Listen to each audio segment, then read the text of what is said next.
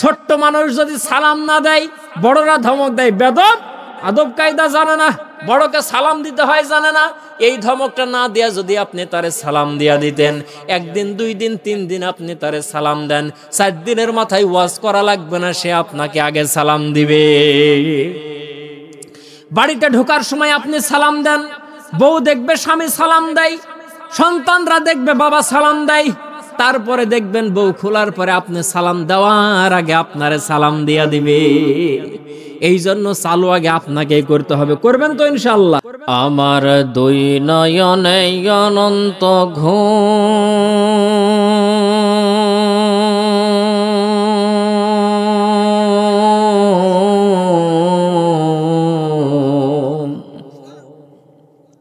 আমার 2 নয়নে অনন্ত ঘুম, দে ধোয়ায়া দে,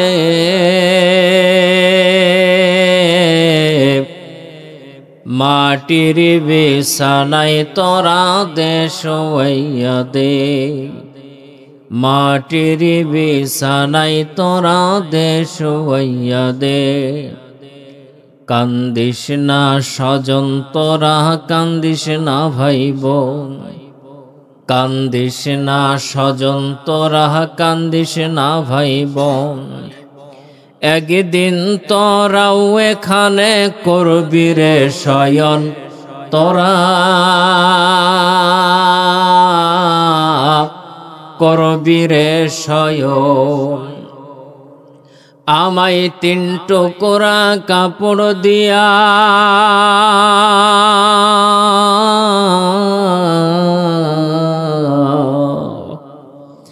ও আমায় 3 টুকরা কাপড় দিয়া দে জড়ায়া দে,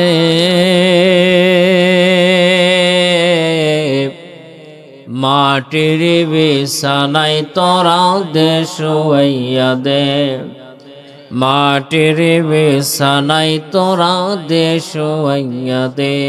শনি দাগা কালামে নাই বাঙাওয়াজ, শনি দাগা কালামে নাই বাঙাওয়াজ, মানি রামানি তার জবারজ। হস্তে দুনিয়া বড় মেসালে কন্তারা, হস্তে দুনিয়া বড় মেসালে কন্তারা, বগজার জমে গরত দাঁড়িয়ে রোবারা। লিল্লাহে তাকবীর, লিল্লাহে তাকবীর, লিল্লাহে তাকবীর।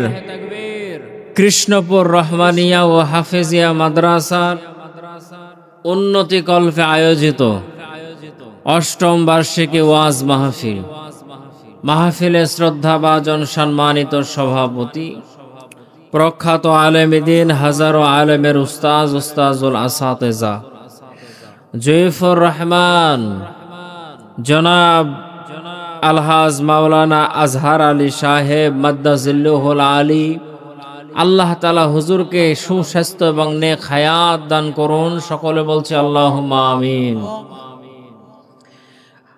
আমার পূর্বে যিনি কথা বললেন আপনাদের এলাকার সুপরিচিত ওয়াইজ, প্রখ্যাত আলেমে দ্বীন, বিশিষ্ট ইসলামী চিন্তাবিদ মাওলানা এস.এম. ওয়াজেদ খলিল সাহেব দামাত আলাইহিমুল বারকা ওয়া জাদা হায়াতুহুম, সকলে বলছে আল্লাহুম্মা আমিন। তার পূর্বে কথা বলেছেন আপনাদের মাদ্রাসার স্বনামধন্য হাফেজ সাহেব, হাফেজ মাওলানা জাহিদ হাসান সাহেব। মঞ্চে উপবিষ্ট দিগার হযরত ওলামা একরাম, বাবার বয়সের মুরব্বিয়ান এজম, দিনদার ইমানদার যুবক ভাইয়েরা, স্কুল কলেজ মাদ্রাসার ছাত্র ভাইয়েরা, পর্দার আড়ালে অবস্থানরতা অবলা সরলা শিক্ষিতা সর্বগুণে গুণান্বিতা আমার মা ও বোনেরা, আসুন সকলে মিলে মালিকের দরবারে শুকরিয়া আদায় করছি যে মহান মুনিব আমাদেরকে এই প্রচন্ড শীতের মধ্যে আরামের ঘুমকে হারাম করে মহাগ্রন্থ আল কোরআনুল কারীম থেকে কিছু কথা শোনার জন্য 10 মায়ের 10 সন্তানকে এক ও নেক হয়ে জান্নাতি সামিয়ানার নিচে বসার মতো হিম্মত, শক্তি, তৌফিক, ধৈর্য দান করলেন। সেই মালিকের দরবারে শুকরিয়া, জবান খুলে সকলে বলছে আলহামদুলিল্লাহ। লক্ষ কোটি দরুদ ও সালাম বিশ্ব মানবতার মুক্তির দিশারি সাইয়্যিদুল মুরসালিন, খাতামুন নবিয়্যিন, শাফিউল মুসলিমিন, রাহমাতাল লিল আলামিন, মহানবী, শেষ নবী, আখেরি নবী জনাবে মুহাম্মদুর রাসূলুল্লাহ, সকলে বলে সাল্লাল্লাহু আলাইহি ওয়াসাল্লাম। সম্মানিত উপস্থিতি, আপনারা এখানে আসতে পেরে, বসতে পেরে খুশি না বেজার? যদি হন খুশি, আওয়াজ দিতে হবে বেশি, উঁচু করে কাল্লা সবাই বলেন তো দেখি আলহামদুলিল্লাহ। কন্টাক্ট আগেই হয়ে যাক আপনাদের সাথে। আপনারা কি থাকবেন না ভাগবেন? মোটামুটি একটা বক্তা কেমন ওয়াজ করে এটা বোঝার জন্য হলেও বক্তাকে কমপক্ষে আধা ঘন্টা সময় দেওয়া দরকার। আপনি 10 মিনিট কথা শুনে বুঝতে পারবেন না। কথা কি বুঝেছেন? আর যদি আপনাদের বিরক্ত মনে হয় তাহলে মাঝখান থেকে একজন দাঁড়ায়া বলবেন যে হুজুর অনেক হয়েছে, এখন ধান কাটাকাটির সময়, শরীরে যদি আসে আলিশ তাহলে লাগে না বালিশ। কথা বলেন ঠিক না ব্যাঠিক? যেখানেই রাত সেখানেই কাজ। এখন ফসলের মাঠে মানুষ ব্যস্ত। আমি আসার সময় চিন্তা করতেছিলাম যে এই সময় প্যান্ডেলে মানুষ পাবো কি পাবো না, কিন্তু আলহামদুলিল্লাহ আপনারা এখানে এসেছেন। আমরা শেষ পর্যন্ত থাকবো তো ইনশাআল্লাহ। আলোচনা লম্বা করব না। হাল মেরা চাল হাই, মাকসাদ তেরা মাল হাই। খলিল ভাইয়ের আলোচনা যা ছিল, ওয়াজেদ খলিল ভাইয়ের উদ্দেশ্য ছিল কালেকশন। কথা বলেন ঠিক না? এই জন্য কালেকশন হয়ে গেছে। এখন ওয়াজ যতটুকু হবে সেটা হলো ফাউ। তাহলে ফাউ জিনিস নিলেও চলে, না নিলেও চলে। মানে ওয়াজ এখন শুনলেও চলে, বলেন চলবে? আচ্ছা ঠিক আছে, আলহামদুলিল্লাহ। তাহলে শোনেন, অল্প সময়, এখন 10:30 পার হয়ে গেছে, 11:30 পর্যন্ত এই 1 ঘন্টা সময় দেওয়া যাবে তো ইনশাআল্লাহ? আমি ছোট্ট একটা আয়াতে কারিমা তেলাওয়াত করেছি, এর ওপরেই আপনাদের সামনে আলোচনা করব। আমার আলোচ্য বিষয় আমাদের রাসূল সাল্লাল্লাহু আলাইহি ওয়াসাল্লামের চরিত্র কেমন ছিল। এটা বলার কারণ কি? কারণ আমরা সবাই হলাম শেষ নবীর উম্মত। কথা বলেন ঠিক না? তাহলে আমাদের নবীজি কেমন ছিল এটা যদি আমরা জানতে পারি তাহলে আমাদের চলা সহজ হবে। প্যান্ডেলে 1000 মানুষ থাকবে, প্রয়োজন নাই। 10টা মানুষ থাকুক, এর মধ্যে থেকে একজন আমল করুক, আমাদের মাহফিল সাকসেস। 2টা ছাত্রের মাথায় পাগড়ি দেওয়া হলো, জান্নাতের মধ্যে এদের মা বাবার মাথায় পাগড়ি দেওয়া হবে, নূরের টুপি পরানো হবে। অন্যান্য মানুষগুলো বলবে এরা কারা? এরা কি নবী না রাসূল না কোন যুগের পয়গম্বর? ফেরেশতারা বলবে এরা নবীও না, এরা রাসূলও না, এরা হাফেজে কোরআনের মা বাবা। সুবহানাল্লাহ বলেন। তাহলে সন্তানকে মাদ্রাসায় পড়ানোর দরকার, জোরে বলেন আছে না নাই? এখন সন্তানকে মাদ্রাসায় পড়াবেন কিভাবে? আপনার মহল্লার ইমামের বেতন আপনি কত জানেন? কথা বলেন, জানেন কি জানেন না? বলার দরকার নাই, জানেন তো। আপনার খতিব সাহেবের বেতন কত জানেন কি জানেন না? আপনার হাফেজিয়া মাদ্রাসার শিক্ষকের বেতন কত জানেন কি জানেন না? যারা ইমামতি করতেছে, চাকরি করতেছে, 12 বছর 14 বছর লেখাপড়া করার পরে তারা আসার পরে চাকরি করতেছে, চাকরি করার পরে কি অ্যামাউন্টের বেতন পায় এটা তো আপনারা জানেন। তাহলে দুনিয়ার কোন মা বাবা আছে যে সন্তানকে এতগুলো লেখাপড়া করানোর পরে এই বেতনের চাকরি করাবে? এরকম মা বাবা কি কেউ আছে? কথা বলেন। এখন যদি আমি উচিত কথা কই তাহলে পিঠের ওপর দিয়ে যাবে মই। কথা বলেন জোরে, ঠিক না ব্যাঠিক? সত্য কথা বলতে গেলে যেতে হবে কারাগারে, এই আতঙ্কবাজি বাংলার ঘরে ঘরে। আল্লাহ ছাড়া অন্য কারোর করোনা ভয়, তাতে যদি তোমার জীবন যায় রে, তাতে যদি তোমার মরণ হয়। কথা বলেন। এক সময় মাদ্রাসাকে জঙ্গিবাদের আর কারখানা বলা হতো। এক সময় মাদ্রাসাকে জঙ্গিবাদের কারখানা বলা হতো। মাদ্রাসায় অস্ত্র জমা থাকে, মাদ্রাসা হলো জঙ্গিবাদের কারখানা। কথা বলেন জোরে, ঠিক না ব্যাঠে? এজন্য একজন কবি বলেছেন, জঙ্গি নিয়ে ভঙ্গি করার সময় এখন শেষ, সত্যিকারের জঙ্গি কোথায় দেখছে বাংলাদেশ। ওরে ও দেশের মানুষ হইছে নি হুশ পাইছনি ভাইটের, জঙ্গি বলে আর ডেকো না মোল্লা মুন্সিদের। বলতো যারা মাদ্রাসাতে অস্ত্র থাকে জমা, ওই বেটাদের জাতির কাছে চাইতে হবে ক্ষমা। কথা বলেন জোরে, ঠিক না ব্যাঠি? জঙ্গি নিয়ে ভঙ্গি করার সময় এখন শেষ, সত্যিকারের জঙ্গি কথাই দেখছে বাংলাদেশ। ভুল ঠিকানায় জঙ্গি খুঁজে কাঁদতে হবে পরে, আসল জঙ্গি দিয়ে দেখবা দেশটা গেছে ভরে।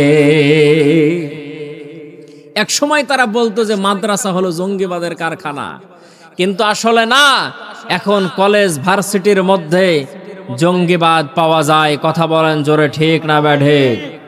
অতএব যারা অতীতে এই সমস্ত বক্তব্যগুলো দিয়েছে, তাদেরকে আজকে আমাদের এই মাহফিলের দিকে তাকানো দরকার। আমরা দুইজন হাফেজে কোরআনের মাথার মধ্যে দস্তারে বন্দি পাগড়ি পরিয়ে দিয়েছে, বলেন মারহাবা। সম্মানিত ভাইরা আমার, আলোচনা করব উসওয়ায়ে হাসানা। আমার নবীর চরিত্র কেমন ছিল, এটা বলার দ্বারা আমার লাভ কি আর আপনার লাভ কি? বিয়ে হয় যখন একজন মহিলার, যখন একজন মেয়ের যখন বিয়ে হয়, বিয়ের আগে মেয়েদের হাতে মেহেদি লাগাই কি লাগায় না? কথা বলেন। মেহেদি যে লাগাই, এর আগে মেহেদিকে বাটতে হয় না? যে বাটে মনের অজান্তেই যার হাতে মেহেদি দেওয়া হবে, তার আগেই যে মেহেদি বাটে তার হাত লাল হয়। কথা বলেন জোরে, ঠিক না ভাই? এজন্যই রাসূলের চরিত্র নিয়ে আলোচনা আমরা এই জন্যই করব, যাতে করে আপনারা আমল করার আগে আমি আমল করতে পারি। কথা বলেন, ঠিক না ভাই? সম্মানিত ভাইয়েরা আমার, লম্বা চওড়া আলোচনা না, অল্প সময় আপনাদের সামনে কথা বলবো, দিলের কানগুলো খুলে শুনবেন। আমার ভাইয়েরা, আমার বন্ধুগণ, এখানে মানুষ কতজন হলো এটা বিষয় না। আমি যেই মসজিদে সালাতুল জুমার নামাজ পড়াই, সেই মসজিদের মুসল্লি 500 থেকে 700 মানুষ প্রতি জুমায় আমার পিছনে নামাজ পড়ে। এই জন্য মানুষ কম বা বেশি এটা মোটেও বোঝার বিষয় নয়। যেই কয়জন মানুষ আপনারা এখানে এসেছেন এবং বসেছেন, আমার উদ্দেশ্য হলো আমার ভাইয়েরা মনোযোগ সহকারে কথা শুনবেন। আমার কথার দ্বারা একজন মানুষের জীবন যদি পরিবর্তন হয়, হাসরের ময়দানে আপনার আর আমার নাজাতের ওসিলা হয়ে যেতে পারে। আল্লাহর নবী সাল্লাল্লাহু আলাইহি ওয়াসাল্লাম যেই জাহিলিয়াতের যুগের মধ্যে জন্মগ্রহণ করেছিলেন, নবীজি সাল্লাল্লাহু আলাইহি ওয়াসাল্লামের জন্মগ্রহণ যে জাহিলিয়াতের যুগে ছিল, সেই যুগের মধ্যে শুধু মানুষ সুরাতান মানুষ ছিল। মানুষের ভিতরে মানুষত্ব ছিল না, শালীনতা ছিল না, নম্রতা ছিল না, ভদ্রতা ছিল না। মানুষ হয়ে মানুষকে সেজদা করত, মানুষ হয়ে মানুষের পূজা করত। এমন সময় আল্লাহ পাক রব্বুল আলামিন নিজ পার্লামেন্টে নিজের সিদ্ধান্ত অনুযায়ী তামাম পৃথিবীর সমস্ত মানুষের হেদায়েতের জন্য আখিরি জামানার নবী মুহাম্মদুর রাসূলুল্লাহকে দুনিয়ার জমিনে পাঠালেন। আওয়াজ দিয়া বলেন সুবহানাল্লাহ। দুনিয়ার জমিনে নবীজির বয়স যখন 40 বছর হয়ে গেল, আল্লাহ পাক রব্বুল আলামিন নবীজির উপরে দুনিয়ার মানুষের হেদায়েতের জন্য মহাগ্রন্থ আল কোরআনুল কারীম নাজিল করলেন। আওয়াজ দেয়া জোরে বলেন সুবহানাল্লাহ। এখন আমার নবীজির চরিত্র কেমন ছিল একটু আসেন। আম্মা জান হযরত আয়েশা সিদ্দিকা রাদিয়াল্লাহু তাআলা আনহার কাছে সাহাবায়ে কেরাম রাদিয়াল্লাহু তাআলা আনহু যাওয়ার পরে জিজ্ঞেস করলো, গো আম্মা জান, ও গো আম্মা জান খাদিজা, আপনি এই জায়গার মধ্যে আছেন, বলেন তো দেখি আল্লাহর রাসূলের চরিত্রটা কেমন ছিল। হযরতে খাদিজাতুল কুবরা রাদিয়াল্লাহু তাআলা আনহা সাহাবীদেরকে ডাক দিয়ে বললেন, সাহাবীরা রে শোনো, তোমরা কি আল্লাহ পাক রব্বুল আলামিনের কোরআন পড়ো নাই? সাহাবীরা বলল, হ্যাঁ কোরআন পড়েছি। তোমরা কি কোরআন দেখো নাই? বলে হ্যাঁ কোরআন দেখেছি। হযরতে আম্মা জান আয়েশা সিদ্দিকা রাদিয়াল্লাহু তাআলা আনহা ডাক দিয়ে বললেন, শোনো সাহাবীরা শোনো, আল্লাহর রাসূলের চরিত্র হলো কোরআন। অর্থাৎ তোমরা যে কোরআন দেখো সেই কোরআন চলতে পারে না, হাঁটতে পারে না, সেই কোরআন কথা বলতে পারে না। আর আল্লাহর রাসূল চলতে পারে, হাঁটতে পারে। আল্লাহর রাসূল হলো জিন্দা কোরআন।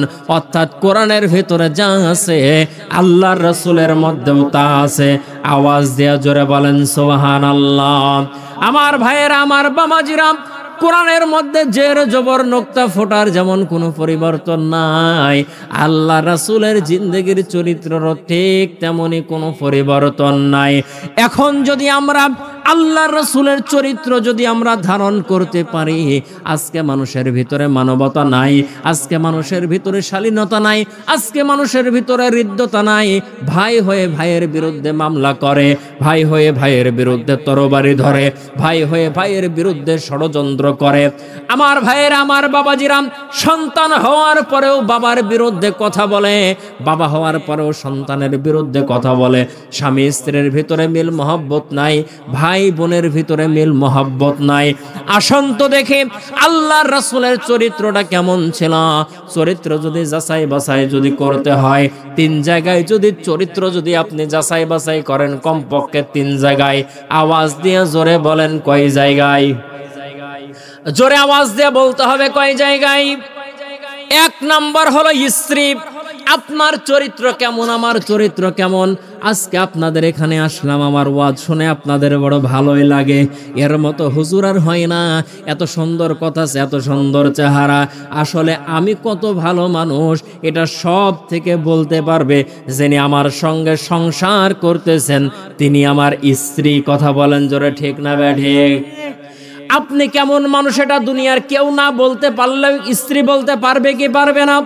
এই জন্য মুসলিম শরীফের টনটনা সহিহ হাদিস আল্লাহর রাসূল ডাক দিয়ে বলেন, দুনিয়ার মানুষেরা রে শোনো, কোন স্বামীর ইন্তেকালের পরে যদি স্ত্রী যদি ডাক দিয়ে বলে আমার স্বামী আমার কাছে ভালো ছিল, আমার স্বামী আমার কাছে ভালো ছিল, আমার স্বামী আমার কাছে ভালো ছিল, আল্লাহর রাসূল বলেন আর কোনো সাক্ষীর প্রয়োজন নাই, স্ত্রীর সাক্ষীতে সে জান্নাতে চলে যাবে। এখন স্ত্রীর সাক্ষী নেওয়ার দরকার, জোরে বলেন আছে না নাই? কিন্তু আপনি আর আমি কি বলতে পারবো আমার মৃত্যুর পরে আমার স্ত্রী আমাকে ভালো বলবে? আপনার মৃত্যুর পরে আপনার স্ত্রী আপনাকে ভালো বলবে। আল্লাহর নবী সাল্লাল্লাহু আলাইহি ওয়াসাল্লাম ডাক দিয়ে বলেছেন, দুনিয়ার মানুষেরা তোমার ইন্তেকালের পরে তোমার স্ত্রী যদি ডাক দিয়ে বলে আমার স্বামী আমার কাছে ভালো ছিল, আল্লাহ পাক রব্বুল আলামিন এই জন্য তোমারে জান্নাত দিয়ে দিবে। প্রক্ষান্তরে কোনো স্ত্রীর ইন্তেকালের পরে স্বামী যদি ডাক দিয়ে বলে আমার স্ত্রী আমার কাছে ভালো ছিল, আল্লাহ পাক রব্বুল আলামিন তাকেও সেই হিসাবে মাফ করে জান্নাতের ফায়সালা করে দিবে। বলেন সুবহানাল্লাহ। এখন একজন মানুষ কতটা চরিত্রবান দুনিয়ার কেউ না জানলে তার স্ত্রী জানে। আসলে এখন আসেন তো দেখি, বলেন তো দেখি, আল্লাহর রাসূলের স্ত্রী সাক্ষ্য দিয়ে দিল দুনিয়ার মানুষেরা রে শোনো, আল্লাহর রাসূলের চরিত্র হলো মহাগ্রন্থ আল কোরআন। অতএব কোরআনের মধ্যে আল্লাহ পাক রব্বুল আলামিন যা যা বলেছেন আল্লাহর রাসূল তা তা করতেন, যা যা নিষেধ করেছেন তা তা আল্লাহর রাসূল করতেন না। আল্লাহ পাক রব্বুল আলামিন আমাদের জন্য জানান, মা আতাকুমুর রাসূলু ফাখুযুহু ওয়া মা নাহাকুম আনহু ফান্তাহু। আমার রাসূল তোমাদেরকে যেটা দিয়েছে সেটা তোমরা ধরো, আর যেটা তোমাদেরকে ছেড়ে দিতে বলেছে সেটা তোমরা ছেড়ে দাও। আজকে আমাদের রাসূলের কথা ভালো লাগে না, আজকে আমাদের রাসূলের আদর্শ ভালো লাগে না, আজকে আমাদের দুনিয়ার জমিনের যে সমস্ত মানুষগুলো মতাদর্শ অনুযায়ী চলে, নায়ক নায়িকা গায়ক গায়িকা, তাদের জিন্দেগি অনুসরণ করতে ভালো লাগে মুসলমান। আজকে আমাদের নবীর জীবনে অনুসরণ করতে ভালো লাগে না। আজকে যদি যুবকদেরকে বলা হয় যুবকেরা রে তাকে অনুসরণ করে দুনিয়ার জমিনে চলো, যুবকরা বলবে রোনালদোকে ভালোবাসি, যুবকরা বলবে মেসিকে ভালোবাসি, যুবকরা এরকম ভাবে খেলোয়াড়ের যদি নাম বলতে বলেন প্রত্যেকটা দেশের 12টা করে খেলোয়াড়ের নাম বলে দেবে। তাকে যদি আপনি বলেন 10টা সাহাবীর নাম বলো তো দেখি, 10 জন সাহাবীর নাম বলতে পারবে না। এরকম মুসলমানের বাচ্চা জোরে বলেন আছে না নাই? সামনেতে মোরা এগিয়েছি যত, পিছনে পড়েছি তত, সংখ্যায় শুধু বেড়েই চলেছি গরু ছাগলের মতো। আজকে আমাদের সন্তান বেশি হয়েছে, দেশের মধ্যে মানুষ বেশি হয়েছে, 7 কোটি থেকে 25 কোটি মানুষ হতে পারে। আমার ভাইয়েরা, প্রকৃতপক্ষে মানুষ যদি আমরা খুঁজি, মানুষ কয়জন পাওয়া যাবে? মানুষের মতো মানুষ যদি আমরাও যদি হতে চাই, আল্লাহর রাসূলের জীবন অনুসরণ করা ছাড়া বিকল্প কোনো পথ নাই। আল্লাহর রাসূলকে অনুসরণ করেছিলেন যারা দুনিয়ার জমিনে জান্নাতের সুসংবাদ পেয়েছিলেন, তারা হলো সাহাবায়ে কেরাম। জোরে বলেন মারহাবা, আওয়াজ দিয়ে, জোরে আওয়াজ দিয়ে বলেন না মারহাবা। এক একজন সাহাবীর জীবনী যদি আপনি আর আমি যদি খুলে দেখি, আহারে সাহাবীরা নবীজিকে কিভাবে অনুসরণ করলো, নিজের জীবনটা কিভাবে সুন্দর করলো। আজকে দুনিয়ার মানুষগুলো শুধু বড় বড় লেকচার দিতে থাকে, মানুষগুলো যেইভাবে বক্তৃতা দেয়, আমরাও যেইভাবে বক্তৃতা দেই, কিন্তু নিজের বাস্তব জীবনে আমল করতে পারি না। কিন্তু আমার ভাইয়েরা, আল্লাহর রাসূল শুধু বক্তৃতা দিয়েই শুধু ক্ষান্ত থাকেন নাই, তিনি সেটা নিজের বাস্তব জীবনে আমল করে দেখিয়েছেন। আল্লাহর নবী সাল্লাল্লাহু আলাইহি ওয়াসাল্লাম, সম্মানিত ভাইয়েরা আমার, আল্লাহর নবী সাল্লাল্লাহু আলাইহি ওয়াসাল্লাম বলেন, দুনিয়ার মানুষেরা রে শোনো, যারা দুনিয়ার জমিনে তোমরা বিধবা নারীর দায়িত্ব নিবা, দুনিয়ার জমিনে যারা এতিমের দায়িত্ব নিবা, আল্লাহর রাসূল আঙ্গুল ইশারা করে বলেন, এইভাবে পাশাপাশি আমরা জান্নাতের মধ্যে থাকবো। বলেন সুবহানাল্লাহ। শুধুমাত্র কেবলমাত্র আল্লাহ রাসূল এই বক্তব্য দিয়ে ক্ষান্ত হন নাই। আল্লাহ রাসূল নিজে বিধবার দায়িত্ব নিয়েছেন, আল্লাহর রাসূল নিজে ইতিমের দায়িত্ব নিয়েছেন। আল্লাহর রাসূল ঈদের নামাজ পড়ার জন্য ঈদগাহের দিকে চলে যায়, সঙ্গে হযরতে যায়েদ ইবনে হারেসা, হযরতে যায়েদ ইবনে হারেসা রাদিয়াল্লাহু তাআলা আনহুকে আল্লাহর রাসূল ডাক দিয়ে বলেন, যায়েদ রে, ঈদের নামাজ পড়ার জন্য আজকে ঈদগাহের দিকে চলে যায়। বল রে যায়েদ বল, বারবার আমার কাছে কান্নার আওয়াজ আসতেছে। এর যায়েদ, কান্নার আওয়াজ কিসের জন্য আসতেছে? কোথায় কে কান্না করতেছে? হযরত যায়েদ আশেপাশে তাকায় দেখে কোথাও কেউ কান্না করতেছে না, কাউকে দেখা যায় না। হযরত যায়েদকে আল্লাহ রাসূল বললেন, যায়েদ রে, ভালোভাবে খেয়াল করে দেখো তো দেখি কে কোথায় কান্না করে, আমার কাছে কান্নার আওয়াজ আসতেছে। হযরত যায়েদ কিছুক্ষণ পরে খোঁজাখুঁজি করার পরে দেখলেন গাছের গোড়ায় বসে ছোট্ট একটা 7 বছর 8 বছরের ছোট্ট একটা বাচ্চা চোখের পানি ছেড়ে দিয়া কান্না করতেছে। আমার ভাইয়েরা, আমার বাবাজিরা, ছোট্ট বাচ্চার কাছে হযরত যায়েদ যাওয়ার পরে বললেন, বাবারে, চোখের পানি ছেড়ে দিয়ে এখানে ক্রন্দন করতেছে, কারণটা কি? হযরত যায়েদ ডাক দিয়ে বললেন, ইয়া রাসূলুল্লাহ, ইয়া হাবিবাল্লাহ, এখানে একটা ছোট্ট বাচ্চা চোখের পানি ছেড়ে দিয়ে কান্দে। আল্লাহ রাসূল ডাক দিয়ে বললেন, যায়েদ রে, নিয়ে আসো তাকে, এখানে আমার কাছে নিয়ে আসো। ছোট্ট বাচ্চার হাত ধরে ডাক দিয়ে বলল, বাবারে চলো, এখানে চলো, একজন মুরব্বী তোমাকে ডাকতেছে। ছোট্ট বাচ্চা ডাক দিয়ে বলেন, আপনি এখান থেকে চলে যান, আপনার সঙ্গে আমার কোনো কথা নাই, আপনার সঙ্গে আমার কোনো কথা নাই, আপনাকে আমি কোনো কথা বলবো না। আল্লাহর রাসূল হযরতে যায়েদকে ডাক দিয়ে বলেন, যায়েদ রে, কিসের জন্য বাচ্চাটা আসে না? হযরতে যায়েদ ডাক দিয়ে বলে, ইয়া রাসূলুল্লাহ, ইয়া হাবিবাল্লাহ, বাচ্চাটাকে এখান থেকে নিয়ে যাওয়ার জন্য বলি, কিন্তু সেখানে বসে বসে শুধু কান্না করে, আমার সঙ্গে যেতে চায় না। আল্লাহর রাসূল নিজে নিজে ছোট ছোট কদম দিয়ে বাচ্চার কাছে গেলেন, ডাক দিয়ে বললেন, বাবারে বল, কিসের জন্য তুই চোখের পানি ছেড়ে দিয়ে এখানে কান্দিস?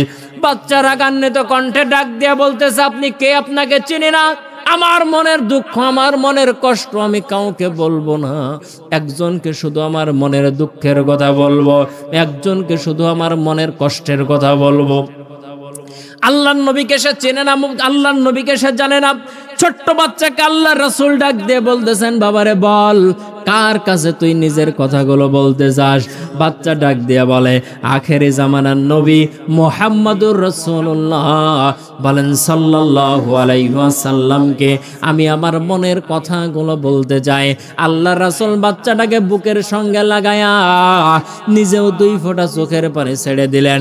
ডাক দিয়ে বললেন, বাবারে, যার খোঁজে আসিস রে বাবা, আমি হলাম সেই আখিরি জামানার নবী, আমি হলাম মুহাম্মদুর রাসূলুল্লাহ। বল রে বাবা বল, কি কথা বলতে চাস, কি কথা বলতে চাস? ছোট্ট বাচ্চা চোখের পানি ছেড়ে ডাক দিয়ে বলে, ইয়া রাসূলুল্লাহ, ইয়া হাবিবাল্লাহ, আমি একটা এতিম সন্তান গো নবী, দুনিয়ার জমিনে আমার বাবা বেঁচে নাই।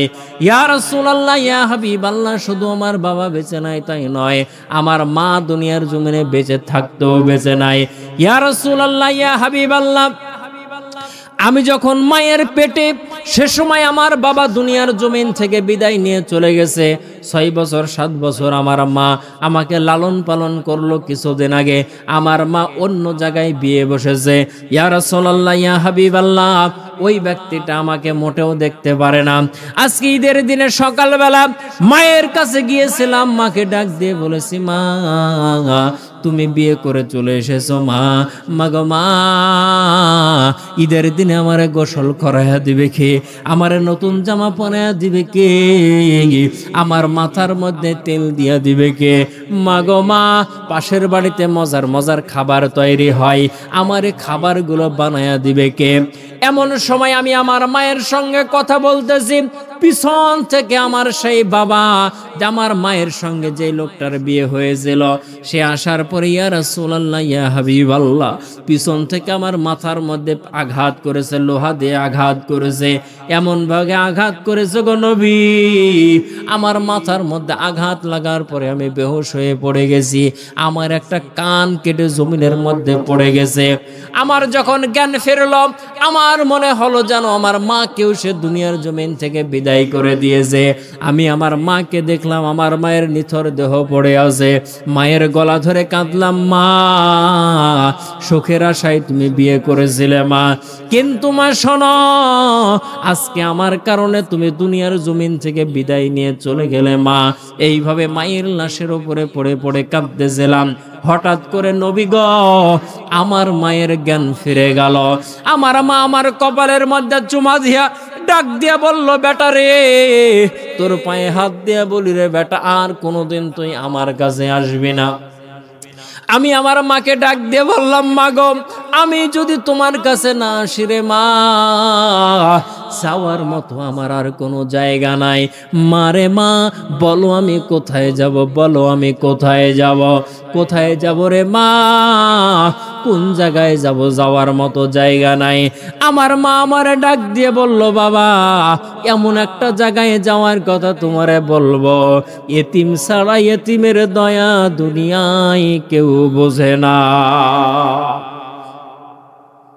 এমন এক জায়গায় যাওয়ার কথা বলবো, সে হলো এতিম। ইয়া রাসূলুল্লাহ, ইয়া হাবিবাল্লাহ, নবী গো, আমার মা আপনার সংবাদ দিয়েছে, আপনার কাছে আসার জন্য বলেছে। ইয়া রাসূলুল্লাহ, ইয়া হাবিবাল্লাহ, এই জন্য আমি আপনার কাছে এসেছি গো নবী, আমি বড় এতিম। আমার নবী ডাক দিয়ে বলে, যায়েদ, বাচ্চাটারে নাও, আমার বাসায় চলো। হযরত আয়েশাকে ডাক দিয়ে বললেন, আয়েশা রে, এই বাচ্চাটা রাস্তার ধারে পথের পাশে বসে বসে কাঁদতেছিল রে আয়েশা, বাসায় নিয়ে আসলাম। বাচ্চাটারে ডাক দিয়ে বলে, বাচ্চা শোনো, আজকে থেকে আমি যদি তোমার বাবা হই, আয়েশা যদি তোমার মা হয়, বলো রে বলো, তোমার কি আর কিছু চাওয়ার আছে নাকি? ছোট্ট বাচ্চা ডাক দিয়ে বলে, ইয়া রাসূলুল্লাহ, ইয়া হাবিবাল্লাহ, আপনি যদি আমার বাবা হন আর আয়েশা সিদ্দিকা যদি আমার মা হয়, দুনিয়ার জমিনে আর চাওয়ার কিছু নাই। তবে নবী গো, যখন আপনি জান্নাতের মধ্যে যাবেন, আমারে আপনি ভুলিয়েন না, আমাকে সঙ্গে নিয়ে জান্নাতে যায়েন। আওয়াজ দিয়ে জোরে বলা যাবে কি সুবহানাল্লাহ? তাহলে আমার ভাইয়েরা, আল্লাহর নবী শুধু ইতিমকে লালন পালন করার কথা বলেন নাই, আল্লাহর রাসূল শুধু ইতিমকে লালন পালন করার কথা বলেন নাই, আল্লাহর রাসূল নিজেও ইতিমের দায়িত্ব নিয়েছেন। আওয়াজ দিয়ে কথা বলেন জোরে, ঠিক না বেঠিক? সম্মানিত ভাইয়েরা আমার, নবীজি স্ত্রীর কাছে ভালো ছিল, নবীজির সন্তানের কাছে ভালো ছিল, নবীজি তার প্রতিবেশীর কাছে বড় ভালোই ছিল। আল্লাহর রাসূলের প্রতিবেশী ছিল কারা? আবু জেহেল, আবু লাহাব, উতবা, সাইবা, ওলীদ ইবনে মুগীরা। আল্লাহর রাসূলের মক্কায় যেটা বাড়ি আমার ভাইয়েরা, ওই জায়গাতে আবু লাহাবের বাড়ি, ওই জায়গাতে আবু জেহেলের বাড়ি, ওই জায়গাতে কাফেরের বাড়ি। ওই যে জাবালে আবু কুবাইস পাহাড়, পাশে আল্লাহর রাসূলের বাড়ি, সেখানে শিয়াবে আবু তালিবের মধ্যে আল্লাহর রাসূল দীর্ঘ 3.5 বছর প্রায় সেই জায়গার মধ্যে বন্দী ছিলেন। কাফেররা এত কষ্ট দিল আমার নবীকে, আমার নবী জীবনে কোনোদিন কাউকে কষ্ট দেন না। নবীজির চরিত্র কেমন ছিল আমার ভাইয়েরা? যেই নবী হায়াতের জিন্দেগি 63 বছর জিন্দেগির মধ্যে নবীজি আমার একটাও মিথ্যা কথা বলেন নাই। নবীজির চরিত্র কেমন ছিল মুসলমান? কাফেরের আল্লাহর রাসূলকে হত্যা করার জন্য এসেছে, নবীজির চেহারা দেখার পরে কাফের কালেমা পড়ে মুসলমান হয়ে গেছে। সম্মানিত ভাইয়েরা আমার, আল্লাহর নবী সাল্লাল্লাহু আলাইহি ওয়াসাল্লামের কয়েকটা বৈশিষ্ট্য শুধু আপনাদের সামনে বলবো। লম্বা কথা করব না, লম্বা আলোচনা করব না। এভাবে যদি আর আধা ঘন্টা কথা বলি থাকা যাবে তো ইনশাআল্লাহ। আধা ঘন্টা সময় বেশি পার করব না আমার ভাইয়েরা। আল্লাহর নবী সাল্লাল্লাহু আলাইহি ওয়াসাল্লামের যতগুলো বৈশিষ্ট্য ছিল তার মধ্যে একটা বৈশিষ্ট্য, আল্লাহর রাসূল দীর্ঘ সময় চুপ থাকতেন, নীরব থাকতেন, চুপ থাকতেন। কিন্তু আমরা নীরব থাকা পছন্দ করি না। আমরা চায়ের স্টলের মধ্যে বসি, যে যত পারি সব থেকে বেশি কথা বলি। আল্লাহর নবী হাদিস শরীফের মধ্যে বলেন, মান সামাতা নাজাম। নবীজি বলেন যে চুপ থাকে সে নাজাত পায়। কারণ যে যত বেশি কথা বলে তার ভুল হওয়ার সম্ভাবনা তত বেশি থাকে। এজন্য আমরা যখন চায়ের স্টলে বসি তখন ধারাভাষ্যকার, দুনিয়ার সব মানুষের সামনে কথা বলা যায়, লম্বা সময় ধরে কথা বলি, কোনো সমস্যা হয় না। কিন্তু নিজের স্ত্রীর সঙ্গে কথা বলতে ভালো লাগে না। এরকম পুরুষ জোরে বলেন আছে না নাই? সারাদিন কথা বলে কোনো সমস্যা নাই, বউ যদি আসার পরে বলে কি গো কেমন আছো, বলে মন মেজাজ ভালো নাই, ভাত তাড়াতাড়ি খাবো, তাড়াতাড়ি শুনে, জোরে বলেন আছে না নাই? সবার সাথে কথা বলে, স্ত্রীর সাথে কথা বলে না, বলতে ভালো লাগে না। কিন্তু স্ত্রীর সাথে কথা বলাটাও ইবাদত, সওয়াব। এই জন্য নবীজি সাল্লাল্লাহু আলাইহি ওয়াসাল্লাম যখন বাইরে থাকতেন চুপ থাকতেন, বিবিদের সঙ্গে কথা বলতেন। আল্লাহর নবী বেশিরভাগ সময় তিনি নীরব থাকতেন, চুপ থাকতেন। সম্মানিত ভাইয়েরা আমার, নবীজি সাল্লাল্লাহু আলাইহি ওয়াসাল্লাম কম হাসতেন। আল্লাহর নবী বেশি বেশি কান্না করতেন, তিনি কম হাসতেন। তবে তিনি যখন হাসতেন তখন মুস্কি হাসতেন। মানুষের সামনে যদি আপনি মুস্কি হাসি, তাবাসসুম মুস্কি হাসি দিয়ে যদি আপনি আপনার শত্রুর সাথেও যদি কথা বলেন, অর্ধেক শত্রুতা কমে যায়। আমার ভাইয়েরা, আমার বাবাজিরা, আল্লাহর রাসূল হাদিস শরীফের মধ্যে জানিয়ে দিয়েছেন, দুনিয়ার মানুষেরা তোমরা কম করে হাসবা, বেশি করে কাঁদবা, কারণ তোমার আর আমার গুনার কারণে জাহান্নামের আগুন জ্বলতেছে। দুনিয়ার মধ্যে আগুন লাগলে যেমন পানি ছাড়া নেভানো যায় না, মানুষের গুনার কারণে যদি জাহান্নামের আগুন যদি জ্বলে যায়, তাহলে জাহান্নামের আগুন চোখের পানি ছাড়া নেভানো যায় না। আল্লাহর নবী সাল্লাল্লাহু আলাইহি ওয়াসাল্লাম রাত্রের বেলা ঘুমায় আছে। হযরতে জিবরাইল আলাইহিস সালাতু ওয়াস সালাম ডাক দিয়ে বলেন, নবী গো, এত রাত পর্যন্ত আপনি ঘুমায় আছেন গো নবী, আপনার গুনাহগার উম্মতের জন্য আপনি কখন কান্না করবেন? নবীর আমার ঘুম ভালো লাগে না।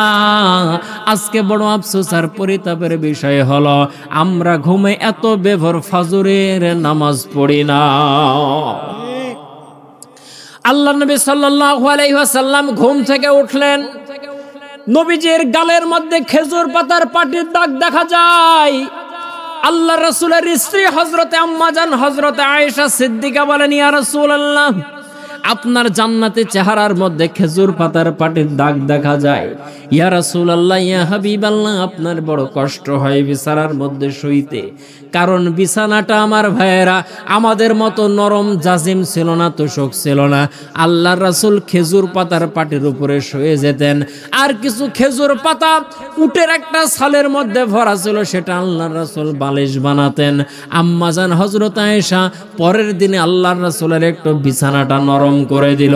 নবীজির আমার একটু ঘুম বেশি হয়ে গেল। আমার নবী ঘুম থেকে ওঠার পরে ডাক দিয়ে বলে, আয়েশা, বিছানাটা বুঝি নরম করেছো রে আয়েশা? হযরত আয়েশা বলে, ইয়া রাসূলুল্লাহ, ইয়া হাবিবাল্লাহ, বিছানাটা একটু নরম করে দিয়েছি। আমার নবী চোখের পানি ছাড়ে আয়েশা রে হাতে ধরে বলি, রে আয়েশা, আর বিছানাটা নরম করবা না। বিছানা নরম করার কারণে রে আয়েশা, আমি নবীর ঘুম বেশি হয়েছে। আয়েশা রে বলো, আমি রাসূল যদি বেশি ঘুমায় যায় রে আয়েশা, আমার গুনাহগার উম্মতের জন্য কখন কান্না করব? আমাদের দুনিয়ার হাসি শেষ হয় না, কান্না করব কখন? এই জন্য মাঝে মাঝে গভীর রাত্রে উঠে চোখের পানি ছাড়ে কান্না করার দরকার। জোরে বলেন, আছে না নাই? সামনে আলোচনা আসতেছে, বলবো আমার ভাইয়েরা, আল্লাহ রাসূল কম হাসতেন, বেশি কান্না করতেন। তিনি যখন হাসতেন তখন মুস্কি মুস্কি হাসতেন, আওয়াজ দেয়া বলেন মারহাবা।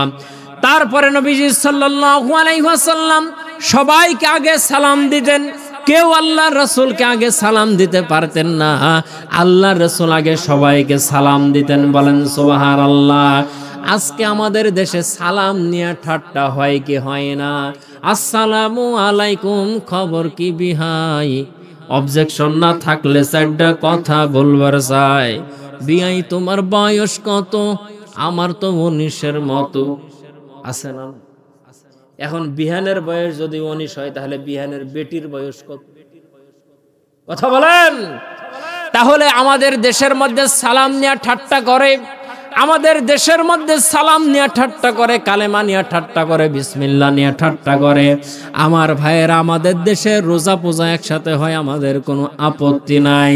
আমার ভাইয়েরা সবাই নিজ নিজ ধর্ম পালন করবে, কোনো সমস্যা নাই। কিন্তু সালাম নিয়ে, টুপি নিয়ে, দাড়ি নিয়ে, জুব্বা নিয়ে কেউ যদি বিতর্কিত যদি করে, খারাপ মন্তব্য করে, অন্তত পক্ষে আমরা তাদেরকে ছেড়ে দেব না। আল্লাহ রাসূল আগে সবাইকে সালাম দিতেন। নবীজি সাল্লাল্লাহু আলাইহি ওয়াসাল্লাম বলেন, স্বামী যদি বাড়ি থেকে বের হওয়ার সময় সালাম দেয়, ইবা স্ত্রী যদি সালাম দেয়, বাড়ির মধ্যে যদি সালাম প্রথা যদি চালু হয়ে যায়, আল্লাহ পাক রব্বুল আলামিনের কাছে সেই বাড়িটা জান্নাতি বাড়ি হিসেবে বিবেচিত হয়। আজকে বউকে সালাম দিতে শরম লাগে। কত সন্তানকে জিজ্ঞেস করি, বাবা তুমি কি তোমার বাবাকে সালাম দাও নাকি? ডাক দিয়ে বলে, হুজুর শরম লাগে, শরম লাগে, লজ্জা লাগে, নিজের বাবাকে সালাম দিতে পারি না। সালাম এমন একটা ইবাদত, এমন একটা দোয়া, মুসলমান কেউ যদি বলে আসসালামু আলাইকুম ওয়া রাহমাতুল্লাহ, আল্লাহর শান্তি, আল্লাহর রহমত, আল্লাহর বরকত আপনার উপরে নাজিল হোক। আপনি সালাম দিলেন আপনার মসজিদের ইমামকে, আপনি সালাম দিলেন আপনার মসজিদের মুয়াজ্জিনকে, আপনি সালাম দিলেন বক্তাকে, আপনি সালাম দিলেন স্কুলের মাস্টারকে, বললেন আল্লাহর শান্তি, আল্লাহর রহমত, বরকত আপনার উপরে নাজিল হোক। বলেন তো দেখি, এই শান্তি, এই রহমত, এই বরকত আমার মা বাবার দরকার আছে না নাই? আমার ছেলে মেয়ের দরকার আছে না নাই? কিন্তু ছেলেকে বাবাও সালাম দেয় না, বাবাও ছেলেকে সালাম দেয় না। সালাম যদি বাড়ির মধ্যে প্রথা চালু হয়ে যায়, নবীজি বলেন সেই বাড়িটা জান্নাতি বাড়ি হিসেবে বিবেচিত হয়।